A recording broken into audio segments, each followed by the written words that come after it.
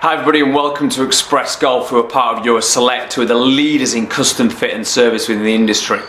Now, I'm Tom Denby. Now today I am going to review the new TaylorMade SIM drivers. Now, these have been hot off the press, highly anticipated. There's loads of tech that's gone into these. They've done 3 different heads. We've got one with a movable weight technology.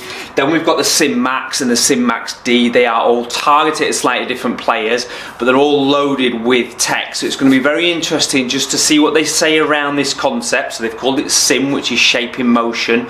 So what they're trying to do is improve the aerodynamics of the golf club into impact, so therefore you can increase club head speed.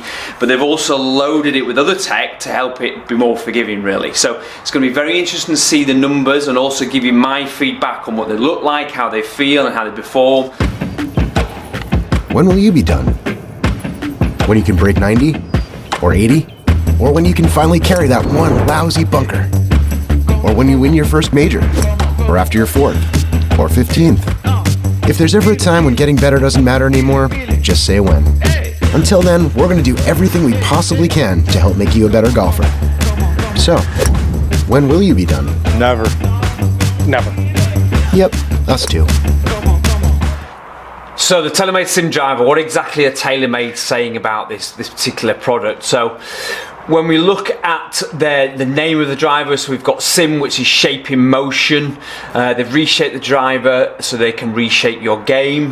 The whole idea behind this is what they're trying to do is make it more asymmetric in the sole, inertia generator, which means you can generate more speed. They're really trying to maximize how you generate speed into the ball. So there's a lot of thought and engineering gone into this in terms of the angle of this generator at the bottom and the reshaping of the sole.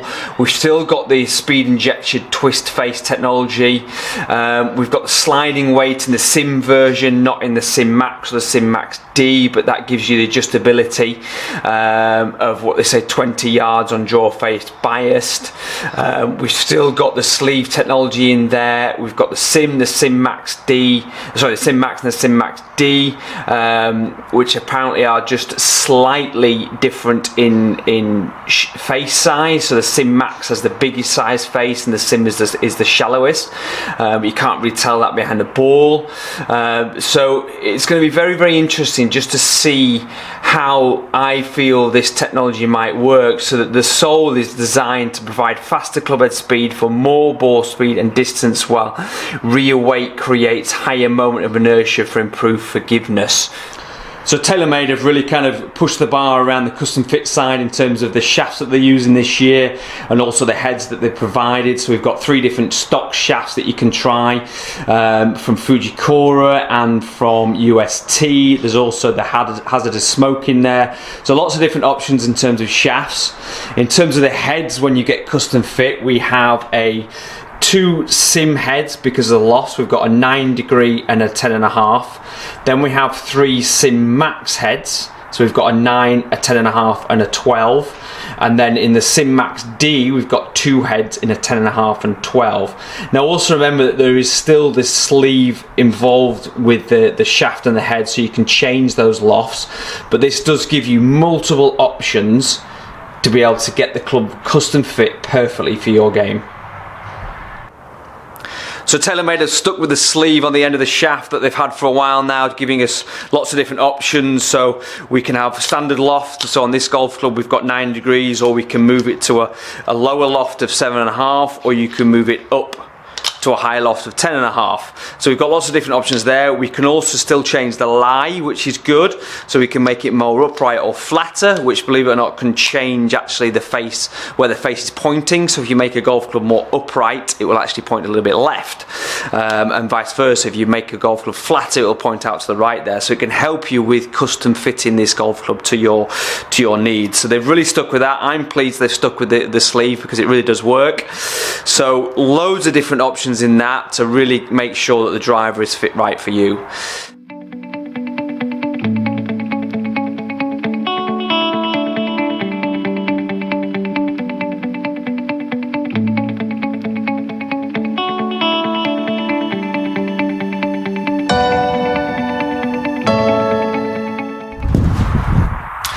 So what exactly are TaylorMade trying to do with this different sole plate, and why does it work, and why is it important to try and maximise what they're trying to do with it? So the whole reason behind this is to give you more speed from halfway in the downswing through the impact area. So one of the reasons this is shaped at an angle is because as the club comes down into the ball, the club head is at a particular angle. So they're trying to maximise how quickly that can move through the air. So there's loads of engineering and thought process gone into this. Now, does it make a massive difference in your game? Well, overall, maybe not. What they're trying to do from an engineering perspective is look at the 1% gains. Now, golf clubs have got to a point where they need to just look at 1% gains to make them better. So there's only going to be small improvements on that speed. So are you going to suddenly gain 24 miles an hour club speed?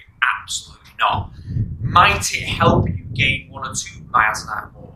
Maybe. That's why you've got to try it. Ultimately, the technology does work. The engineering does work. That's why they spend loads of money on engineers to basically produce the most advanced advanced golf clubs out there. So it does work. Is it gonna work to an extent that you suddenly go, wow, I've gained 50 yards? No, but it probably will help you to generate that little bit more club head speed potentially against previous drivers.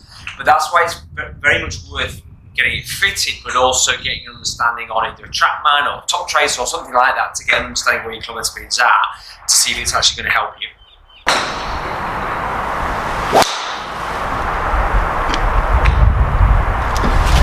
So they both sound ever so slightly different actually, the SIM and the SIM Max. Actually, the SIM actually has a more solid sound, and the SIM Max is a bit more of a kind of louder exploding sound, and that's definitely down to probably who the target's at, but also to the speed, the movable weight pocket in the bottom of the SIM there, probably just changing the acoustics of the golf club. But neither sound bad at all. They do sound very good. In terms of how they look behind the ball, they both actually look pretty identical. You can't really tell the difference, which is a good thing, because it means that actually the technology involved in both of these is going to work, but also they both sit very square. In the old days, when you'd get two different heads and one called Max, it would be designed at a weaker player, and therefore sometimes they would sit shut. Thankfully it doesn't. They actually look very similar and sit behind the ball very similar, which I'm very pleased about.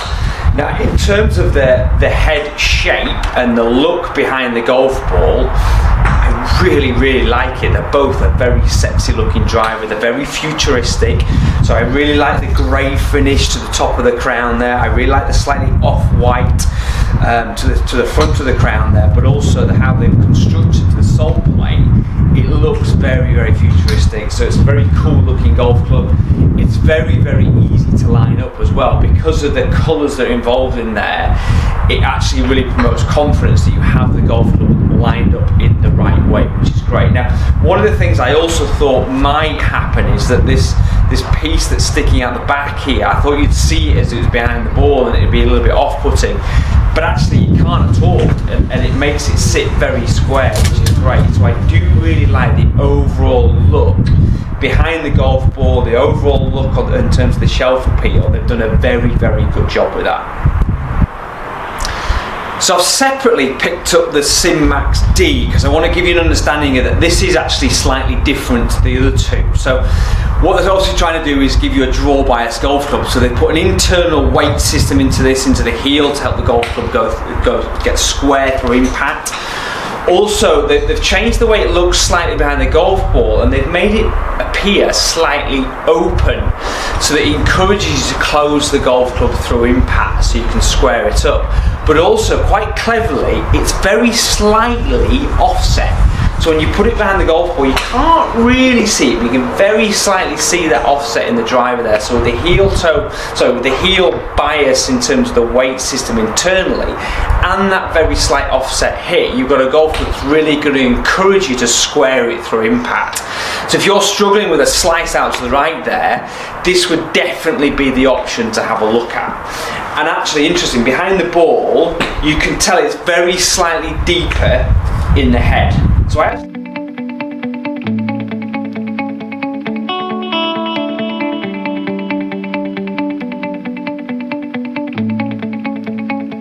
actually quite like that. And sound-wise, off the golf club, it sounds very, very similar, as you'd expect, to the Max. So it is slightly different, and it is geared towards that golf that is slicing it out there. So I definitely would have a look at that if that's your issue. So I've got the 3 different heads side to side, or faces side to side here. So we've got the SIM on the bottom there, and as you can see, progressively the faces get deeper. So the top one there is the SIM Max D, the middle one's the SIM Max, and the bottom one's the SIM. So the SIM Max D naturally has that deeper face to it. So they've really looked at who these drivers are targeted at, and made sure they've looked at every single detail.